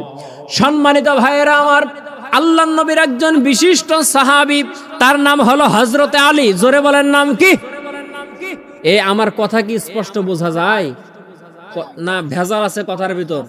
আমি কিন্তু টানা আলোচনা করতেছি যাতে করে আপনারা বিরক্ত না হন। কিন্তু আমার কথা বলা যদি আপনাদের বুঝতে অসুবিধা হয়, ওই যে নাতি হয়েছে মেম্বার, নাতি হয়েছে কি মেম্বার, তো এলাকায় দাদি আছে, চোখে কম দেখে, কানে কম শুনে, তো বলতেছে যে দাদি তোমার আইডি কার্ড দিও, তোমাকে আমি বিধবা ভাতার কার্ড করে দেবো। তো দাদি বলতেছে যে নাতি শরীরই চলে না, ভাতার দিয়া কি করবো? তো দিবি তো দিবি, একটা চ্যাংড়া দিবি, তুমি বুড়া ভাতার। আচ্ছা বলেন তো দেখি, নাতির কথা কি দাদি বুঝেছে? আর যদি বুঝতো তাহলে কি আর এই উত্তর দিত? কথা বলেন। তাহলে এই জন্য আমার বলার আপনাদের বোঝা তো সমান হতে হবে। কথা বলেন, ঠিক না? তাহলে আল্লাহর রাসূল সাল্লাল্লাহু আলাইহি ওয়াসাল্লাম আগে সবাইকে সালাম দিতেন। আল্লাহর রাসূলের চাইতে সে জামানায় কি বড় আর কেউ ছিল? কিন্তু আমি মনে করি আমি বক্তা, আমি সালাম দেব কেন? সবাই আমাকে শুধু সালাম দেবে, আমি শুধু হু হু করব। মসজিদের ইমাম মনে করে মুসল্লিরা আমাকে শুধু সালাম দিবে, আমি শুধু উত্তর দেব। মুয়াজ্জিন মনে করে আমার পাওয়ার কম নাকি, আমি কেন সালাম দিব? আমার ভাইয়েরা, মুসল্লিরা যেমন ইমামকে সালাম দিবে, ইমামও তেমন মুসল্লিকে সালাম দিবে। কথা বলেন জোরে, ঠিক না ব্যাডে? ছোট্ট মানুষ যদি সালাম না দেয়, বড়রা ধমক দেয়, বেদব, আদব কায়দা জানে না, বড়কে সালাম দিতে হয় জানে না। এই ধমকটা না দিয়া যদি আপনি তারে সালাম দিয়া দিতেন, একদিন, 2 দিন, 3 দিন আপনি তারে সালাম দেন, 4 দিনের মাথায় ওয়াজ করা লাগবে না, সে আপনাকে আগে সালাম দিবে। বাড়িতে ঢোকার সময় আপনি সালাম দেন, বউ দেখবে স্বামী সালাম দেয়, সন্তানরা দেখবে বাবা সালাম দেয়, তারপরে দেখবেন বউ খোলার পরে আপনি সালাম দেওয়ার আগে আপনারে সালাম দিয়া দিবে। এই জন্য চালু আগে আপনাকে করতে হবে। করবেন তো ইনশাআল্লাহ? এই জন্য আল্লাহর রাসূল আগে কেউ, আল্লাহ রাসূলের আগে কেউ সালাম দিতে পারতেন না। আল্লাহ রাসূলের সঙ্গে যার দেখা হতো আল্লাহ রাসূল সবার আগে সালাম দিতেন। হযরত আবু বকর বলেন, রাসূলের সঙ্গে আমার জীবনে কতবার দেখা হলো, মনে হয় আর একটু কাছে গিয়া রাসূলকে সালাম দেব। যেমন একটু কাছে যায়, অমনি আল্লাহ রাসূল আমারে আগে সালাম দিয়া দেয়। নবীজির একজন সাহাবীর নাম বলতেছিলাম, হযরতে আলী। জোরে বলেন, নাম কি? হযরতে আলী রাদিয়াল্লাহু তাআলা আনহু, যিনি ছিলেন নবীজি সাল্লাল্লাহু আলাইহি ওয়াসাল্লামের চাচাতো ভাই, আবার নবীজি সাল্লাল্লাহু আলাইহি ওয়াসাল্লামের জামাই, জান্নাতি রমণীদের সর্দার হবেন যিনি, হযরতে ফাতেমা রাদিয়াল্লাহু তাআলা আনহা হলেন তিনি। তার স্বামীর নাম হলো হযরতে আলী। জান্নাতি যুবকদের সর্দার হবেন যিনি, সর্দার হবেন যারা, হাসান আর হুসাইন, তাদের বাবা হলো হযরতে আলী। হযরতে আলী রাদিয়াল্লাহু তাআলাকে বলা হয় শেরে খোদা, আল্লাহর বাগ। হযরতে আলী রাদিয়াল্লাহু তাআলা রাত্রের বেলা স্বপ্ন দেখতেছে, স্বপ্নের মধ্যে হযরতে আলী রাদিয়াল্লাহু তাআলা আল্লাহ পাক রব্বুল আলামিনের জান্নাত ভ্রমণ করতেছে। বলেন সুবহানাল্লাহ। কি দেখে স্বপ্নে? জান্নাত দেখে। আমরা কি দেখি? জমির আইল দেখি, যে পানি পালাই গেল নাকি। কথা বলেন। মাঝে মাঝে স্বপ্নে দেখি যে মুন্ডমালায় আমরা বসে বসে সুন্দর স্বপ্নে দেখতেছি যে মুরগের রান চাবাইতেছি, এমন জোরে চাবাইতেছি, বউ গায়ে ধাক্কা দিয়া বলে, কি গো? মুখ থেকে বের করতেছে কাঁথা, চাবাইয়া সমান করে ফেলাইছে। জোরে বলেন, এরকম স্বপ্ন আছে না নাই? স্বপ্নের ভিতরে আমেরিকা দেখে, ইংল্যান্ড দেখে, লন্ডন দেখে, কুয়েত দেখে, কাতার দেখে। বিমানে উঠার পরে আর বিমান চলে না, পাইলটরা ধমক দেয়, কিরে সালা। বউ বলে, কারে ধমক দেয়? এরকম স্বপ্ন জোরে বলেন আছে না নাই? হযরতে আলী স্বপ্ন দেখে জান্নাত ঘুরে, জান্নাত ঘুরতে ঘুরতে এক জায়গায় গিয়ে দেখলেন বিশাল বড় একটা সিংহাসন। বলেন আল্লাহু আকবার। ওই সিংহাসন দেখার পরে ঘুমের ঘরে ফেরেশতাকে জিজ্ঞেস করেন, ফেরেশতারা রে, এই সিংহাসনটা কিসের জন্য, কে বানাইছে, আল্লাহ তাআলা কেন বানাইলো? ফেরেশতারা ডাক দিয়ে বলে, আলী গো, এই সিংহাসন আল্লাহ পাক রব্বুল আলামিন তাকেই দান করবি দুনিয়ার মধ্যে, আর দুনিয়ার মধ্যে যে আগে যাকে সালাম দিয়া দিবে, আগে যে ব্যক্তি মানুষকে সালাম দিবে, আল্লাহ পাক রব্বুল আলামিন তাকে এই সিংহাসন দান করবে। হযরত আলী রাদিয়াল্লাহু তাআলার স্বপ্ন ভেঙে যায়। ঘুম থেকে ওঠার পরে রওনা হয়েছে মসজিদের দিকে। হযরতে আবু বকর রাদিয়াল্লাহু তাআলার সঙ্গে দেখা। আমার ভাইয়েরা, আমার বাবাজিরা, অন্যদিন হযরতে আবু বকরকে যতবার হযরতে আলী দেখে আগে সালাম দেয়, কিন্তু আজকে দেখার পরে আর আগে সালাম দেয় না। হযরত আবু বকর কাছে আসে, তাও সালাম দেয় না। হযরতে আবু বকর যখন হযরতে আলীর একেবারে নিকটবর্তী হয়ে গেলেন, কাছে যখন চলে আসলেন, তখন আসার পরে সালাম দিয়া দিলেন। হযরতে আবু বকর আল্লাহর রাসূলের কাছে যাওয়ার পরে ডাক দিয়ে বলে, ইয়া রাসূলুল্লাহ, ইয়া হাবিবাল্লাহ, আবু বকরের সঙ্গে, হযরতে আলীর সঙ্গে আমার জীবনে বহু দেখা হয়েছে, আমারে অনেকবার সালাম দিয়েছে গো নবী, কিন্তু আজকে আসলাম, আজকে কেন আমাকে আগে সালাম দিল না একটু আপনি জানবেন। কিছুক্ষণ পরে হযরত আলী রাদিয়াল্লাহু তাআলা আবার হাজির হয়েছে আল্লাহর নবীর কাছে। আমার নবীজি হযরত আলীকে ডাক দিয়ে বলেন, আলী রে, আবু বকরের সঙ্গে তোমার দেখা হয়েছিল নাকি? বলে হ্যাঁ দেখা হয়েছে। হযরত আবু বকরকে কি তুমি সালাম দিয়েছো? হযরত আলী ছোট্ট বাচ্চার মতো মাথা লুকায় নাই। আল্লাহর নবী ডাক দিয়ে বলে, আলী রে বলো তো দেখি সালাম দিয়েছিল নাকি? বলে না না না, সালাম দেই নাই। কেন সালাম দাও নাই রে আলী, কেন সালাম দাও নাই? হযরত আবু বকর বলেন, ইয়া রাসূলুল্লাহ, আমার মনের মধ্যে কোনো দুঃখ নাই, শুধু আমার জানতে মনে চাই এতদিন আগে সালাম দিল, আজকে কেন সালাম দিল না? আমার দ্বারা বুঝি আলী কোনো কষ্ট পেয়েছে। ইয়া রাসূলুল্লাহ, ইয়া হাবিবাল্লাহ, দুনিয়ার জমিনে মানুষকে কষ্ট দিয়ে মরতে চাই না গো নবী। আল্লাহর নবী ডাক দিয়ে বলে, আলী রে কেন সালাম দেয় নাই বলো তো দেখি। হযরত আলী ডাক দিয়ে বলে, ইয়া রাসূলুল্লাহ, ইয়া হাবিবাল্লাহ, নবী গো, রাত্রে যখন আমি ঘুমের ঘরে যখন ঘুমায় গেলাম, ঘুমের মধ্যে আমি স্বপ্নের মধ্যে দেখি মালিকের জান্নাত সফর করতেছি, জান্নাত দেখতেছি। এমন সময় দেখলাম বিশাল বড় একটা সিংহাসন। ফেরেশতাকে জিজ্ঞেস করলাম, ফেরেশতারা রে বল এই সিংহাসন কে পাবে? ফেরেশতারা বলেছে যে ব্যক্তি আগে অন্যকে সালাম দিবে। ইয়া রাসূলুল্লাহ, ইয়া হাবিবাল্লাহ, হযরতে আবু বকর কালেমা পড়েছে আগে, হযরতে আবু বকর আপনার হিজরতের সাথী, হযরতে আবু বকর আপনার সুখে দুঃখের সাথী। আপনি বলেছেন तमाम পৃথিবীর সমস্ত মানুষের আমল যদি এক পাল্লায় তোলা হয়, আবু বকরের এক রাতের ইবাদতের সমান হবে না। ইয়া রাসূলুল্লাহ, ইয়া হাবিবাল্লাহ, সব দিক দিয়ে যখন আবু বকর যখন আগায় আছে, আমার মনে চেয়েছে এত সুন্দর সিংহাসন কেবলমাত্র আবু বকরকেই মানায়। এই জন্য আমি আবু বকরকে আগে সালাম দেওয়ার সুযোগ করে দিয়েছি, যাতে করে হযরতে আবু বকর সেই সিংহাসনের মালিক হয়ে যায়। আওয়াজ দিয়ে জোরে বলা যাবে কি সুবহানাল্লাহ? এই জন্য আমরা আগে সালাম দেব কি দেব না? জোরে বলেন, দেব কি দেব না? আমার ভাইয়েরা, এই জন্য নবীজি সাল্লাল্লাহু আলাইহি ওয়াসাল্লামের আদত ছিলেন, অভ্যাস ছিলেন, আল্লাহর নবী সাল্লাল্লাহু আলাইহি ওয়াসাল্লাম আগে সবাইকে সালাম দিতেন। আমরাও সবাইকে আগে আগে সালাম দিয়ে দেব। শেষ করে দেব, শেষ করে দেব। না না হুজুর, চালান, আপনার সাথে কথা বলবো তো। আচ্ছা, তাহলে যে শেষের দিকে একটা টান দিব, সমস্যা নাই, ওটা মাথাতে আছে ইনশাআল্লাহ, কোনো সমস্যা নাই, থাকবেন তো ইনশাআল্লাহ, পালায়েন না, তাহিরে হবে ইনশাআল্লাহ। অনেকগুলো আছে, সবগুলো বলা যাবে না। এ 11:30 10টা মিনিট কথা বলে 5টা মিনিট টাকা ঢুকিয়ে দিয়ে তারপরে দোয়া করে দেবে ইনশাআল্লাহ, ঠিক আছে? তাহলে সম্মানিত ভাইয়েরা আমার, নবীজি সাল্লাল্লাহু আলাইহি ওয়াসাল্লাম আগে সালাম দিতেন, সাহাবা ইকরাম রাদিয়াল্লাহু তাআলা আনহু আগে তিনি সালাম দিতেন, এবং নবীজি সাল্লাল্লাহু আলাইহি ওয়াসাল্লামের সাহাবীরা একে অপরের কল্যাণকামী ছিল, একে অপরের কল্যাণকামী ছিল। এই জন্যই একে অপরেরকে ভালো লাগার জন্য, ভালোবাসার জন্য হযরত আলী রাদিয়াল্লাহু তাআলার মন চেয়েছে এত সুন্দর সিংহাসনের মধ্যে আমি বসবো না, এই সিংহাসনের মধ্যে আমার ভাই বসে যাক। এটা হলো এক মুসলমানের প্রতি আর এক মুসলমানের চাওয়া হবে। কিন্তু আমার ভাইয়েরা, আমি একতলা বাড়ি করেছি, আমার ভাই যদি 2 তলা বাড়ি করে আমার পেট ফুলে যায়, এরকম আছে না নাই? সম্মানিত ভাইয়েরা আমার, এই জন্য হিংসা অন্তর থেকে দূর করা দরকার। জোরে বলেন, আছে না নাই? তারপরে নবীজি সাল্লাল্লাহু আলাইহি ওয়াসাল্লাম, সংক্ষেপে বলি, আল্লাহর নবী সাল্লাল্লাহু আলাইহি ওয়াসাল্লাম ঘুম থেকে ওঠার পরে মেসওয়াক করতেন। আজকে আমরা মেসওয়াক করি না, আজকে আমরা করি ব্রাশ। করি কি করি না? ব্রাশ করেন, কোনো সমস্যা নাই, কিন্তু মেসওয়াক করা হচ্ছে সুন্নাত। মেসওয়াক করা হচ্ছে সুন্নাত। মেসওয়াক করার 70টারও বেশি ফজিলত আছে।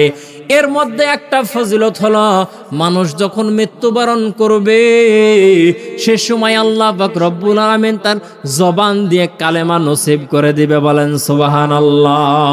এই জন্য মেসওয়াক করার দরকার। জোরে বলেন, আছে না নাই? ওযুর সময় মেসওয়াক করবেন, ঘুম থেকে ওঠার পরে মেসওয়াক করবেন। আপনাকে ব্রাশ করতে আমি নিষেধ করি না, তবে আপনি মেসওয়াক করেন। সুন্নতটা জারি রাখেন। আল্লাহ পাক রব্বুল আলামিন আমাদেরকে কবুল করুন। আওয়াজ দেয়া জোরে বলেন আমিন। তারপরে নবীজি সাল্লাল্লাহু আলাইহি ওয়াসাল্লামের বৈশিষ্ট্য ছিল, আল্লাহ নবী সাল্লাল্লাহু আলাইহি ওয়াসাল্লাম সব সময় আল্লাহ পাক রব্বুল আলামিনকে স্মরণ রাখতেন। কিন্তু আমরা এখন আল্লাহ পাক রব্বুল আলামিনকে স্মরণে রাখতে পারি না। মানুষ যদি আল্লাহ পাক রব্বুল আলামিন থেকে গাফেল হয়ে যায়, মানুষ যদি আল্লাহ পাক রব্বুল আলামিনকে ভুলে যায়, তাহলে তার দ্বারা গুনাহ করা সহজ হয়ে যায়। আমি যদি এখন আল্লাহকে ভুলে যাই, গুনাহ করা সহজ। আর যদি মনে করি না না আল্লাহ পাক রব্বুল আলামিনের কুদরতি নজর আমার উপরে আছে, আমার দ্বারা গুনাহ করা সম্ভব নয়। আমাদের এমন এক রব, ঘরের দরজা বন্ধ করে দিলেও তিনি দেখে, রাত্রের বেলাও দেখে, দিনের বেলাও দেখে, সূর্যের আলো থাকলেও দেখে, না থাকলেও দেখে।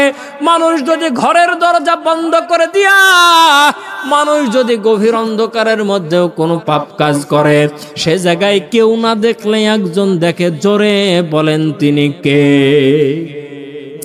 এই জন্য সব সময় আল্লাহকে স্মরণ রাখা। তারপরে নবীজি সাল্লাল্লাহু আলাইহি ওয়াসাল্লাম কোনো সময় তাহাজ্জুদের নামাজ ত্যাগ করতেন না। আজকে যদি আমরা মানুষদেরকে জিজ্ঞেস করি, অনেক মানুষ আছে তাহাজ্জুদের নামাজ কি বুঝেই না। এরকম মানুষ আছে কিনা?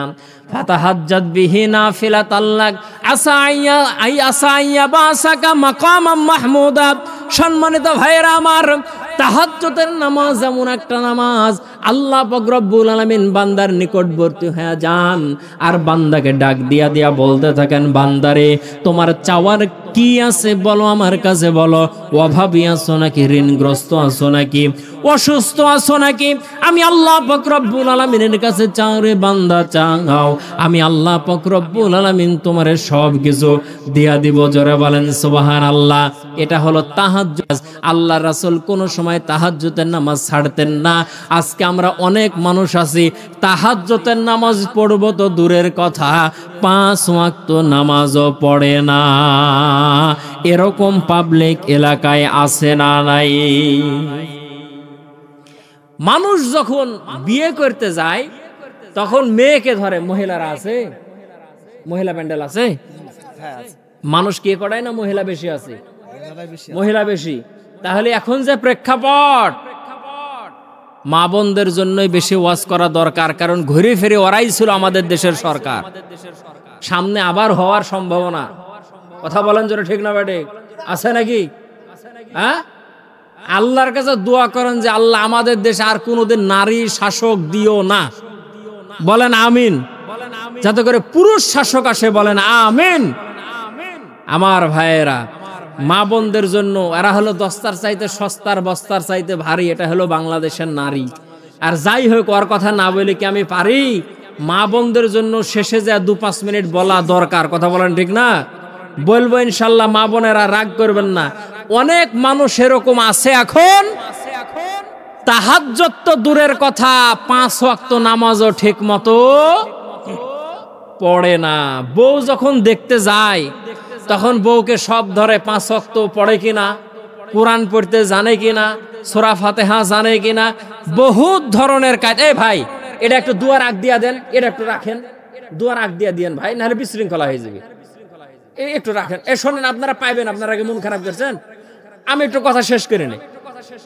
শোনেন, তাহলে শোনেন, ওই নিজে ওর পেটে যদি জাল খেয়ে দেওয়া হয়, আলিফ বের হবে না। কথা বলেন। আর ওই মেয়ের বাড়ি যাওয়ার পরে ওই সূরা ফাতিহা জানে কিনা, 5 ওয়াক্ত নামাজ পড়ে কিনা, সব খোঁজ খবর নাই। আমার এদিকে না তাকালে হবে না, বিরানি ঠান্ডা হবে না প্যাকেট করা। এদিক তাকান সবাই, অ্যাটেনশন, এদিক তাকান। ওই কিছু না পারুক বা না পারুক, বউ পারে কিনা এটা দেখে। জোরে বলেন, দেখে কি দেখে না? ফজরের পর গেছে, জোহর গেল, আসর গেল, মাগরিব গেল, 3 ওয়াক্ত নামাজ চলে গেল, জামাই নামাজ পড়ে না। বউ দেখতে গেছে, বউকে সব আলিফ থেকে ইয়া পর্যন্ত যা আছে সব ধরেছে। যে নানা শ্বশুর হবে, সে জিজ্ঞেস করতেছে যে ভাই, বিয়া হলেই তো আমি তোমার নানা শ্বশুর, তাহলে এখানে আসার পর জোহর পড়লে না, আসর পড়লে না, মাগরিবও পড়লে না, আশা করছে এসাও তুমি পড়বে না। আচ্ছা বলো তো দেখি, আসরের নামাজ কয় রাকাত? আমার লাতিনেক তো তুমি সব ধরলা, পুতিনেক সব ধরিছ। তো বলো তো দেখি আসরের নামাজ কয় রাকাত? ওই জুম্মার নামাজই পড়ে না, আর আসরের নামাজ ক রাকাত বলতে পারবে? এখন আসরের নামাজ ক রাকাত আর বলতে পারে না। পাশে বসে আছে বন্ধু, বন্ধু এদিক তাকান, বন্ধু বলতেছে মানে ক রাকাত? 4 রাকাত। ওক যখন এরকম করে যখন দেখাইছে তখন বলতেছে 12 রাকাত। নানা শ্বশুর চমকে উঠলো, হাই সর্বনাশ, যদি 8 রাকাত বলতে তাও বুঝতাম যে 4 রাকাত সুন্নত পড়ার অভ্যাস আছে। তে বললে আবার 12 রাকাত, এই বিয়া হবে না, তাড়াই দিয়েছে। বন্ধুরা বাইরে আসার পরে বলতেছে, হারে তোকে যে দেখালাম 4 আঙ্গুল, বলবি 4 রাকাত, তুই বললি যে 12 রাকাত, বলে হোস 12 রাকাত বলেই দিল না, 4 রাকাত বললে দিবে? এরকম পার্টি জোরে বলেন আছে না নাই? কথা বলেন আছে না নাই? সারে দুনিয়া হো মুখালিফ, কুছ নেহি নুকসান, ডর নেহি কুছ, গম নেহি কুছ, জব খোদা রহমান। সারে দুনিয়া হো কো কালি, মখলুকা ইসকা কলম, লিখতে রাহি জিন্দগি ভর, না হতি তারিফ খতম। তামাম দুনিয়ার মধ্যে যত গাছপালা আছে এটা যদি কলম হয়, আর যতগুলো পানি আছে এগুলো যদি কালি যদি হয়, আল্লাহর প্রশংসা লেখা যদি শুরু করেন, নবীর বড়ত্ব লেখা যদি শুরু করেন, শেষ করা যাবে? কালি শেষ হয়ে যাবে, কলম শেষ হয়ে যাবে, এগুলো লেখে শেষ করা যাবে না। এই জন্য তাহাজ্জুদের নামাজ আল্লাহ রাসূল পরিত্যাগ করতেন না। আমরা তাহাজ্জুদের নামাজ পড়বো। শোনেন, আমি আমার আলোচনার মধ্যে বলি, মানুষের জীবনে 3টা 2 যদি এক হয়ে যদি যায়, 3টা 2 যদি এক হয়ে যায়, মানুষের জীবন পরিবর্তন হয়ে যাবে। প্রশ্ন হতে পারে, হুজুর বুঝলাম না 3টা 2 কিভাবে এক হবে? রাত 2টার পরে 2 রাকাত নামাজ, 2 ফোঁটা পানি, রাত্র 2টা 2 রাকাত নামাজ, 2 ফোঁটা চোখের পানি, এই 3টা যদি আপনি এক জায়গায় যদি করতে পারেন, আল্লাহ পাক রব্বুল আলামিনের কাছে যদি বলতে পারেন, বান্দার জীবনের দুঃখ কষ্ট কথাগুলো বলতে দেরি হবে, আহকামুল হাকিমিন আপনার দুঃখগুলো সরায়া দিতে দেরি করবেন না। আশা আকাঙ্ক্ষার কথাগুলো মালিকের দরবারে আপনার বলতে দেরি হবে, আহকামুল হাকিমিন সেগুলো কবুল করতে দেরি করবেন না। এই জন্য নবীজি সাল্লাল্লাহু আলাইহি ওয়াসাল্লামের যেটা আদত ছিল তাহাজ্জুদের নামাজ। আমার ভাইয়েরা, তাহাজ্জুদের নামাজ পড়ব। পর্দার আড়ালের মা বোনেরা যারা আছেন গো মা, আপনাদেরকেও বলবো আপনারাও তাহাজ্জুদের নামাজ পড়বেন মা। আপনি যদি তাহাজ্জুদের নামাজ পড়েন মা, সংসারের মধ্যে বরকত হবে গো মা। আপনার দেখা দেখি আপনার মেয়েটাও তাহাজ্জুদের নামাজ পড়বে মা। ওই মেয়ে যদি অন্যের ঘরে যায়, সেই ঘরটা জান্নাতের টুকরা হয়ে যাবে। কথা বলেন জোরে, ঠিক না ব্যাঠিক? এ পর্দার অন্তরালের মা বোনেরা, তাহলে আপনি যদি তাহাজ্জুদের নামাজ যদি আপনি আদায় যদি করেন, আপনার পাশাপাশি আপনার মেয়েটাও তাহাজ্জুদের নামাজ পড়বে। আর ওই মেয়েটা যখন পুত্রবধূ হয়ে যখন অন্যের ঘরে যাবে, ঘরটা সুখে আর শান্তিতে ভরে যাবে। কথা বলেন জোরে, ঠিক না ব্যাঠিক? অনেক ঘরের মধ্যে অশান্তি, বিয়ে করার পরে যুবকেরা বিপাকে পড়েছে, হুজুর বউ কথা শুনে না, এরকম জোরে বলেন আছে না নাই? যুবক রে, কথা আরো শুনবে না যদি প্রেম করে বিয়ে করো, কথা আরো শুনবে না। কথা বলেন। এজন্যই পড়লে একজন কবি বলেন, বাপ ভালো তো বেটা ভালো, মা ভালো তো ঝি, গাই ভালো তো বাছুর ভালো, দুধ ভালো তো ঘি। ভালো মানুষের বেটা হলে অল্প কথাই বুঝে মাগো, ভালো মানুষের বেটি হলে অল্প কথাই বুঝে। আর ভালো জাতের কচু হলে এক বলকেই সিজে। আর এক জাতের কচু দেখো আইলের গোড়ে হয়, 3 দিন ধরে জাল দিলে সিজতে নাহি চাই। জ্ঞানী যারা বুঝে তারা শুধু ইশারায়, নির্বোধকে বুঝাইতে কে পারে কথায়।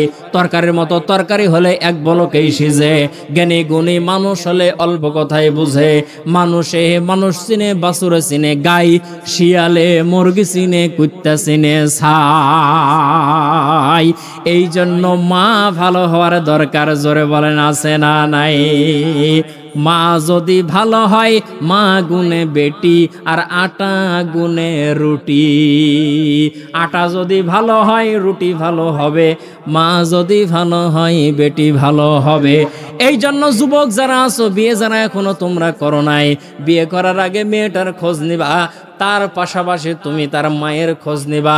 মা যদি ভালো হয় মেয়েটা ভালো হবে, মা যদি খারাপ হয় তাহলে মেয়ে ভালো হওয়ার সম্ভাবনা নাই। এই জন্য শ্বশুরের সম্পদের খোঁজ নেওয়ার আগে বেটি কেমন আর ওর মা কেমন এটার আগে খোঁজ নিতে হবে। অনেক মেয়ের বিয়ে হয় না শুধু আর মায়ের কারণে। এলাকায় যদি ঘটক আসে, যদি জিজ্ঞেস করো এবারের মেয়ে কেমন, বলে মেয়ে ভালো আর মা খুব খাচ্ছড়। কথা বলেন, খাচ্ছড় কি কথা বুঝে না? বলে চলবে না। যেই বউ মাথা ঘুমটা দিয়ে আসে, 1.5 হাত ঘুমটা শাশুড়ি তুলি তুলি দেখায় এটা আমার বউ মা, সেই 6 মাস যেতে না যেতে ওই ঘুমটা মাথাটা থাকে না, মাজাত বান্ধি ওই শাশুড়ির সাথেই লাগে। বইয়ের স্বামীকে ডাক দিয়ে বলতে তুমি মায়েক চাও না বইয়েক চাও? এখন স্বামী তো নিরুপায়, মায়েক ছাড়া সংসার হবে, বউ ছাড়া কি সংসার হয়? বউ ছাড়া তো আর সংসার হবে না। মা তুমি তোমার মতন থাকো, বউ আমি আলাদা হয়ে গেলাম। এই জন্য বউ ভালো হওয়ার দরকার, জোরে বলেন আছে না নাই? এই জন্য একটা বউ ভালো হওয়ার জন্য এর মা যে তাকে ভালো হওয়ার দরকার, জোরে বলেন আছে না নাই? মা যদি নেককার আর পরহেজগার যদি হয়, মেয়েটাও নেককার আর পরহেজগার হবে। কথা বলেন জোরে, ঠিক না ব্যাঠিক? আমি এক উদাহরণ দিয়া বলি। চেয়ারম্যান সাহেব ইলেকশনে দাঁড়াইছি। চেয়ারম্যান সাহেব দাঁড়ালো ইলেকশনে, বাড়ির মধ্যে চেয়ারম্যান গেছে ক্যানভাস ভোট করতে, বাড়ির মধ্যে এক লোক আসছি। আসার পরে বলে চেয়ারম্যান সাহেব আছে? বলে চেয়ারম্যান সাহেব নাই। কোথায় গেছে? ভোট করতে গেছি। বলে আমার ধান কাটার জন্য ধান কাটার কাঁচাটা দরকার। কাঁচা কি বুঝেন আপনারা? দরকার। ওই বউ ঝাড়িয়ে ধমকা, চেয়ারম্যান সরকারি বলে কি কাঁচাও সরকারি নাকি, সরো এখান থেকে, ঝাড়ি ধমক। চেয়ারম্যান সাহেব যখন বাসায় আসছে তো চেয়ারম্যান সাহেব জিজ্ঞেস করতেছে যে বাড়িতে কি কেউ আসছিল? বলে আসছিল। কে আসছিল? বলে একজন আসছিল। কি চাইছে? বলে কাঁচা চাইছে। কি বলেছ? ধমক দিয়ে তাড়াইছে। হাই সর্বনাশ, ভোট গেল। শুধু ওর ভোট না, ওর বউ সুদ্ধা ভোট দিবে না। কথা বলেন। বলে কালকে যদি লোক আসে তাহলে ভালো করে কথা বলে। বলে ঠিক আছে। পরের দিন আরেকটা লোক গেছে, যাওয়ার পরে বলতেছে যে চেয়ারম্যান সাহেবের যে একটা সাইকেল ছিল, একটু সাইকেলটা নিব, একটু মুন্ডমালা যাব, একটু সাইকেলটা দেন। বলে সাইকেল দেওয়া যাবে না, সাইকেলে ধার নাই। কথা কি বুঝেছেন? ওই লোক চমকে উঠেছে, হাই সর্বনাশ, না দিলে তো একটা কথা থাকে রে, সাইকেলে ধার নাই, এটা কেমন ধরনের কথা? ওই এক লোক বলতেছে ভাই একটু পলহইটা দাও তো। বলে পলহে সরষা আছে, পলহে সরষা রাখা যায়? তো ওই লোক চলে গেছে। চেয়ারম্যান সাহেব বাড়িতে আসার পরে বলে কেউ আসছিল? বলে একজন আসছিল। কি চাইছে? বলে সাইকেল চাইছে। তুমি কি বলেছো? বলে আমি বলেছি সাইকেলের মধ্যে ধার নাই। বলে হাই সর্বনাশ, আর এক ভোট গেল। বলে তোমারে বলতে হবে সাইকেলের চাকায় পাম নাই, এ কথা তুমি বললা কেন? বলে ঠিক আছে, আগামী কালকে যদি কেউ আসে তাহলে বলে দেবো। পরের দিন আর এক লোক আসছে, চেয়ারম্যান সাহেব বাড়িতে আছেন নাকি? বলে চেয়ারম্যান সাহেব নাই। কোথায় গেছে? বাইরে গেছে। চেয়ারম্যান সাহেবের একটা গরু ছিল, আউড়ের উপরে একটু ঘোরাবো, খেড়ের উপরে একটু গরুটা ঘোরাবো, গরুটাকে একটু দেওয়া যাবে নাকি? চেয়ারম্যান সাহেবের বউ ধমক দিয়া বলে গরুতে পাম না। কথা আমার বুঝেছেন? চেয়ারম্যান বাড়িতে আসার পরে ডাক দেয়া, বলে বাড়িতে কেউ আসছিল নাকি? বলে হ্যাঁ একজন আসছিল। কি চাইলো? গরু চাইলো। তুমি কি বললা? বললা পাম নাই। বলে হাই সর্বনাশ করলে কি? তোমারে বলতে হবে গরুর পেটে বাচ্চা, খেতে পারে না, ঝিমঝিম করে হাঁটতে পারে না, শুধু টলমল করে, তাহলে তার গরু চাইবে না। বলে কালকে বলবে কপালের কি প্যাঁচ। পরের দিন আসছে ঘটক, ডাক দিয়ে বলতেছে চেয়ারম্যান সাহেব কোথায়? বলে বাইরে। বলে চেয়ারম্যান সাহেবের একটা মেয়ের বিয়ের জন্য আসছিলাম। বলে মেয়ের বিয়ে দেওয়া যাবে না, মেয়ের পেটে বাচ্চা, বমি বমি ভাব, মাথা শুধু টলমল করে। ঘটক শুধু রাস্তা দিয়ে দৌড়াই, কোন বাড়িতে আসলাম রে? বিয়ের আগে বলে পেটে বাচ্চা। আচ্ছা বলেন দেখি, এই কোয়ালিটির বউ যদি কারো ঘরে থাকে তাহলে কি ঘর জান্নাত না জাহান্নাম? আমরা একটা দোয়া করে রব্বানা আতিনা ফিদ দুনিয়া হাসানা ওয়া ফিল আখিরাতি হাসানা ওয়া কিনা আযাবান নার। আল্লাহ দুনিয়ার হাসানা দাও, আখিরাতের হাসানা দাও। তাফসীরের মধ্যে দুনিয়ার হাসানা, 1 নম্বর হাসানা হলো নেককার স্ত্রী, 2 নম্বর হাসানা হলো ভালো সন্তান। আমার ভাইয়েরা, সন্তানকে ভালো বানানোর দরকার, জোরে বলেন আছে না নাই? আপনার 5টা সন্তানকে আপনি ইঞ্জিনিয়ার বানালেন, ডাক্তার বানালেন, মরার পরে জানাজা পড়াবে কে রে? একটা মৌলবি বানানোর দরকার ছিল কি ছিল না?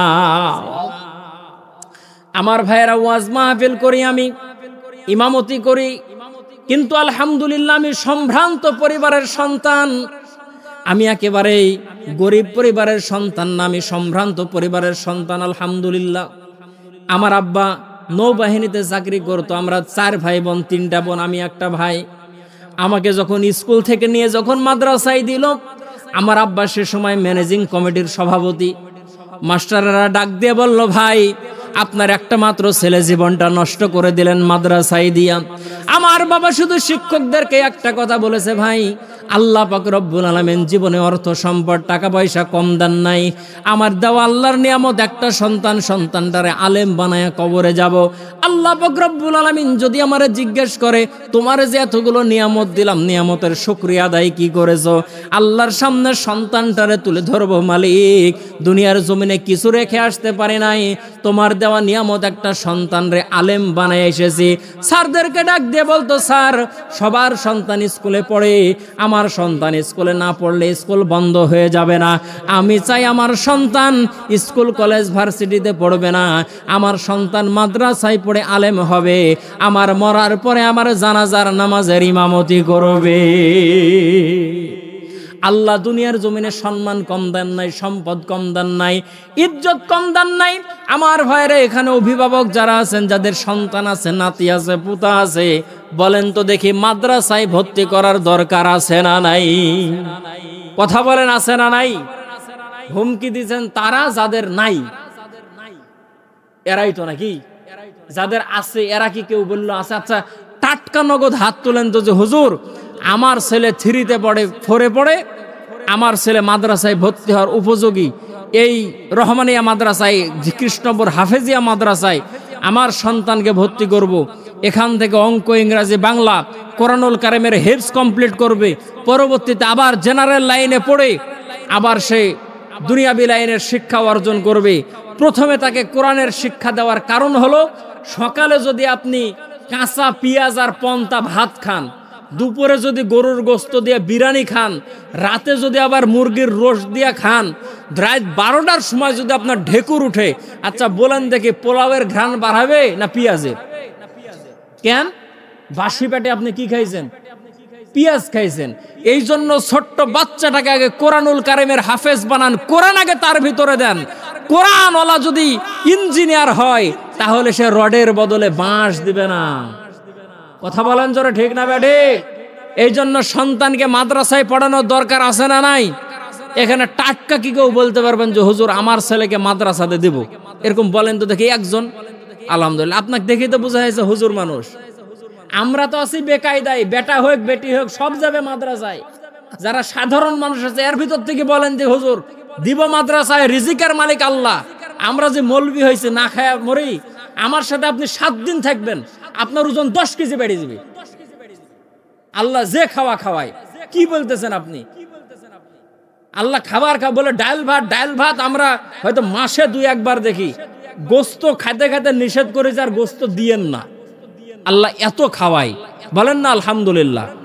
এজন্য সন্তানকে দিবেন মাদ্রাসায়, নাতিপুতাদেরকে দিবেন মাদ্রাসায়, আলেম বানান। আপনার মৃত্যুর পরে মানুষ আপনাকে ভুলে যাবে, আপনার সন্তান আপনার জন্য হাত তুলে তুলে মালিকের দরবারে দোয়া করবে, বলেন সুবহানাল্লাহ। এই জন্য সন্তানকে আলেম বানান। মেয়ে যদি থাকে, মেয়েটাকে মহিলা মাদ্রাসায় দেন। এখানে কি মহিলা মাদ্রাসা আছে হুজুর? তানোরে আছে, মুন্ডমালায় আছে। বা যদি এই মাদ্রাসা আপনারা ভালো করতে পারেন, মহিলা শাখা যদি আপনারা খুলতে পারেন, মহিলা, আমি তো বলি, ওয়াজের অংশ বাদ দিয়ে আমি বলতেছি, আমি তো বলি আপনার গ্রামে যদি মানুষ মারা যায়, আপনার গ্রামে যদি মানুষ যদি মারা যায়, আপনি মসজিদের ইমামের কাছে যান, মুয়াজ্জিনের কাছে যান, হুজুর আমার বাবা মারা গেছে, দাদা মারা গেছে, হুজুর একটু আসেন, হুজুর একটু দোয়া করে দেন, আর ইয়া করে দেন, গোসল করাই দেন, কাফন পরাই দেন। মহিলা মানুষ যখন মারা যায় তখন পড়ে মানুষ বিপাকে, তখন তো আর ইমাম আর মুয়াজ্জিন যাইতে পারে না। 5 গ্রাম মিলে একটা মহিলা পাওয়া যায় না যে একটা মহিলাকে সুন্নত তরিকায় গোসল করে কাফন পরাবে। কথা বললেন না কেন? এই জন্য মহিলা মাদ্রাসা আমি তো মনে করি প্রত্যেকটা ইউনিয়নে একটা করে হলেও মহিলা মাদ্রাসা করা দরকার। প্রত্যেকটা ইউনিয়নে কমপক্ষে একটা করে মহিলা মাদ্রাসা করা দরকার। আজকে মহিলারা দিন থেকে ধর্ম থেকে অনেক দূরে। আহকামে জিন্দেগি মাওলানা হেমায়েতুদ্দিন সাহেবের লেখা, মা বোনেরা যদি পারেন একটা বই কিনে নেবেন, আহকামে জিন্দেগি মাওলানা হেমায়েতুদ্দিন সাহেবের লেখা। অনেক কিছু সেখান থেকে জানতে পারবেন। রাসূল সাল্লাল্লাহু আলাইহি সাল্লামের জীবনের উপরে আলোচনা করলাম।